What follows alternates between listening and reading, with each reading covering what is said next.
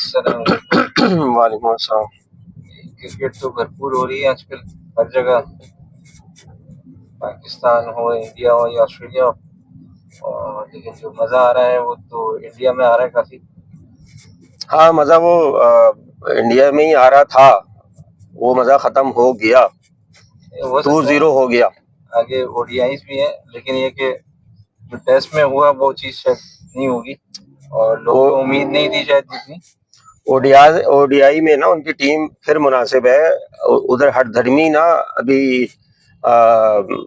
वो जो कोच साहब है उनकी, गौतम गंभीर साहब, उनकी नहीं चली है टीम में तो अब कोई वहाँ मैं नाम भी पढ़ रहा था तो नाम भी कोई जाने पहचाने ही कोई मुश्किल से आ रहा है। एक शुभमन गिल था, वो इंजरी हो गई तो टीम में तो पता नहीं वो क्या कर रहे हैं टेस्ट में। इंडिया की टीम में। अब सिर्फ नाम आपको पहचान में आएगा, वो गौतम गंभीर का है। मतलब ये वही टीम है जो कुछ अर्सा पहले शायद 2 सीजन पहले वर्ल्ड टेस्ट चैंपियनशिप खेली थी, लगता नहीं है।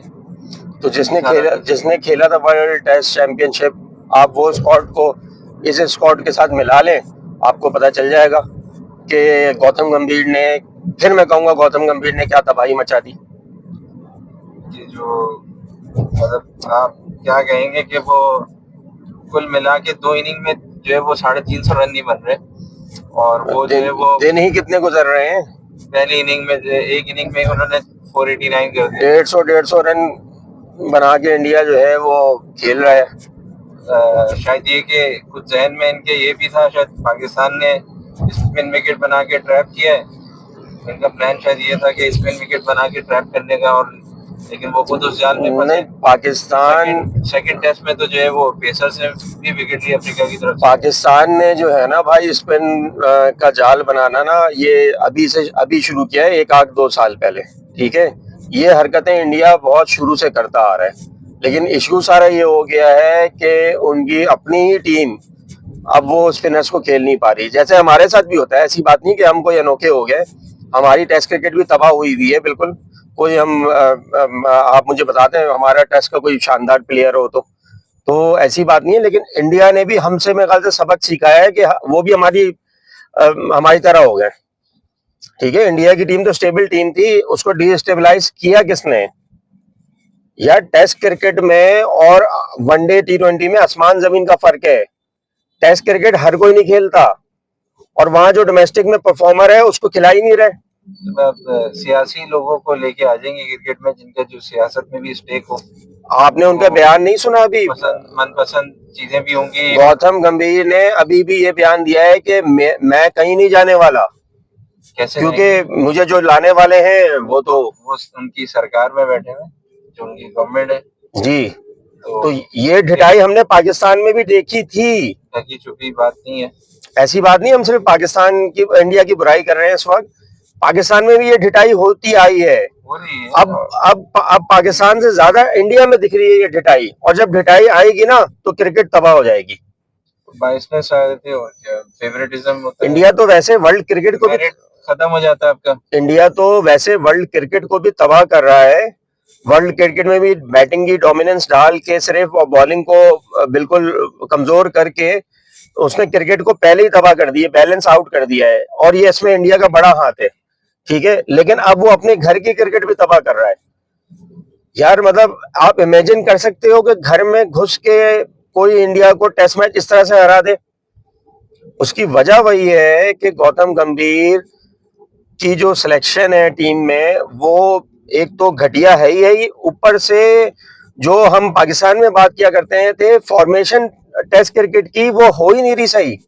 वो टेस्ट मैच के अंदर भी 3-3 4-4 ऑलराउंडर खिला रहे हैं, जैसे हमारे यहाँ भी कुछ चाहिए थे। तो जो वो स्पेशलाइज खिलाया जाता है टेस्ट मैच में, तो स्पेशलाइज प्लेयर खेलते हैं, ऑलराउंडर एक आध ही होता है। जैसे बेन स्टोक जैसे ऑलराउंडर होते हैं तो वो खेलते हैं। यार मतलब टेस्ट के रविंद्र जडेजा वो, लेकिन फुली वो बॉलिंग ऑलराउंडर में ज्यादा आते हैं। रविंद्र जडेजा तो खैर बहुत अच्छी चॉइस है ना, वो तो ठीक है, लेकिन आप रविंद्र जडेजा के साथ तो बाकी तो आप बैट्समैन खिलाओ या बॉलर खिलाओ कंप्लीट। अब देखो, ये मैं तो खैर बहुत ज्यादा इन टच नहीं रहता इंडियन क्रिकेट के साथ, लेकिन जो उन्हीं के लोगों के मुंह से सुना है कि भाई ऑलराउंडर खिलाओगे तो यही रिजल्ट आएगा।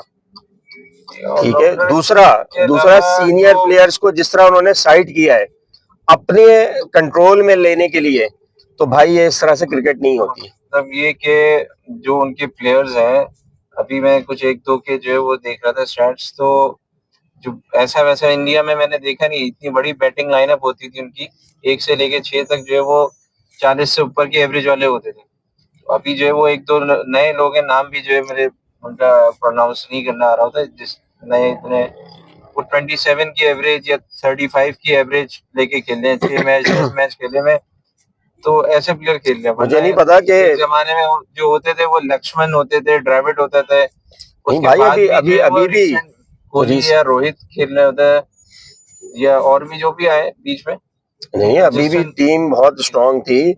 अब मुझे बताए ना, अब मुझे नहीं पता क्या वजूहात है, सरफराज नाम का बंदा है वहां पे कोई, सरफराज उसको आया था उसको और खिला वो भी ही नहीं रहे। डोमेस्टिक में उनके काफी वो मशहूर हुआ था, डोमेस्टिक और में उसके तो बाद बहुत ज्यादा रन टीम किए में हैं इसको उसने। लेके आए थे। तो ये थोड़ी सी नाइंसाफियां वहां पे भी हो रही हैं, और इसके जिम्मेदार जो हैं वो गौतम गंभीर साहब हैं। जब भी वो देखें इन्फ्लुएंस काफी है उनका, पावर, हर चीज में जब भी इन्फ्लुएंस है। पावर का बैलेंस आउट होगा ना, कहीं पे भी किसी भी इदारे में कहीं पे भी, वहां पे ये मामलात नजर आएंगे आपको कि बंदे की पसंद। देखिए, इदारे मजबूत होने चाहिए, ना कि बंदे मजबूत होने चाहिए। बंदे इतने मजबूत होने चाहिए कि अगर ग्राउंड में कप्तान उतरा है तो उसकी पसंद की 11 होनी चाहिए। ठीक है। अगर आपने कप्तान को सलाहियत नहीं दी पसंद के 11 खिलाने के लिए, तो ग्राउंड में वो भी नहीं लड़ सकता। इसी तरह ग्राउंड से बाहर कोच और कैप्टन मिल के स्ट्रेटेजी बनाते हैं, ठीक है ना। उसकी इम्प्लीमेंटेशन जरूर वो कैप्टन हालात और वाकयात के हिसाब से करता है, ठीक है। कोच का इससे ज्यादा कोई काम नहीं होता कि वो मास्टर प्लान करता है मैच की, ठीक है, और पीछे से बैठ के अगर कोई चीज उसको प्लस माइनस नजर आ रही है तो ठीक, उसमें इन्वॉल्व हो जाए। लेकिन जब जब कोच ही सब कुछ बना है, तो ये तबाहियां हमारी यहाँ भी आई हैं और वहां भी आ रही हैं।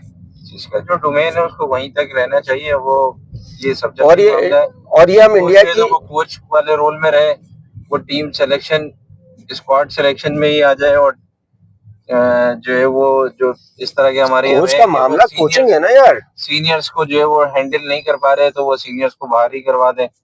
ये यही हुआ आसान है, आसान टैक्टिक्स होती है, चाहे पाकिस्तान में हो या इंडिया में हो, यही हुआ और ये है, इसी कल्चर में ज्यादा होती है, इंडो पाक के जो यही हुआ है भाई दुनिया में इतना कि ये इंडिया सब की चीजें नहीं क्रिकेट, होती।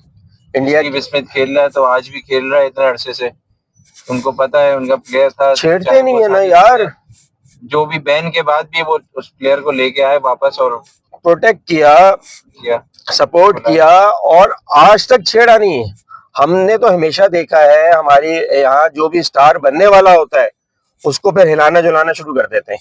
अगर वो नहीं हिलाते तो आईसीसी हिला देता है, ठीक है। हमारे यहाँ तो खैर ये नाइंसाफी है, हमारे बोर्ड भी कमजोर होते हैं, और जहाँ बोर्ड आईसीसी पंगे नहीं डालता वहां हमारे बोर्ड पंगे डाल देते हैं। तो हमने तो मतलब मैं जब से क्रिकेट देख रहा हूँ, जहाँ कोई स्टार बनने वाला होता है वो स्टार को हम जीरो कर देते हैं। मोहम्मद यूसुफ ने वर्ल्ड रिकॉर्ड बनाया, 1700 प्लस रन किए एक साल में, अगले साल में वो टीम में ही नहीं थे, ठीक है। तो ये तो हमारे यहाँ हालात हैं। वो अगर यासिर शाह 350 विकेट ले जाता है तो हम देख रहे होते हैं कि यार ये वो बंदा बनेगा जो शेन वॉर्न को रिकॉर्ड तोड़ेगा, वो फिर गायब हो जाता है। के तो नहीं टूटता, लेकिन फिर भी एक पाकिस्तान के लेवल पे कहीं वो सर 400 दानिश विकेट या कनेरिया देख लें, दानिश 400 कनेरिया को विकेट तबाह। या इस तरह के जो है कहीं ना कहीं माइलस्टोन जरूर अचीव करता। हाँ मतलब, शेन वॉर्न तो खैर बहुत आगे है मामला है। एक बात नहीं है ना, कई कई वाकयात आपको मिलेंगे। सकलैन मुश्ताक को किस तरह हमने तबाह किया, जो बन रहा होता है, जो जो स्टार बनने वाला होता है सईद उसको जो है अजमल वो को हम प्रोटेक्ट नहीं कर सके, आज तक वो लेके घूम रहे हैं उसको जिसका हाथ सीधा नहीं है। लेकिन हम सईद अजमल को कुछ नहीं कर सके। सईद अजमल तो अपने मुंह से कहता है भाई मैं तो अगर 1 2 4 साल और खेल लेता मैं कोई रिकॉर्ड नहीं छोड़ता, ठीक है। और वो ऐसा था भी कि इंडिया के जो है वो ये जवाल का मामला लग रहा है, जो टेस्ट चैंपियनशिप का फाइनल खेली हो टीम और उसका ये हाल हो। और देखें अब उसका इम्पैक्ट कहीं ओडीआई पे आता है, या ओडीआई की टीम स्टेबल है वो वैसी ही रखती है, या कहीं ना कहीं मेंटल फेलियर आता है वो उसका इम्पैक्ट वो लेते हैं टेस्ट का जो है वो ओडीआई में भी। और देखें आगे क्या होता है।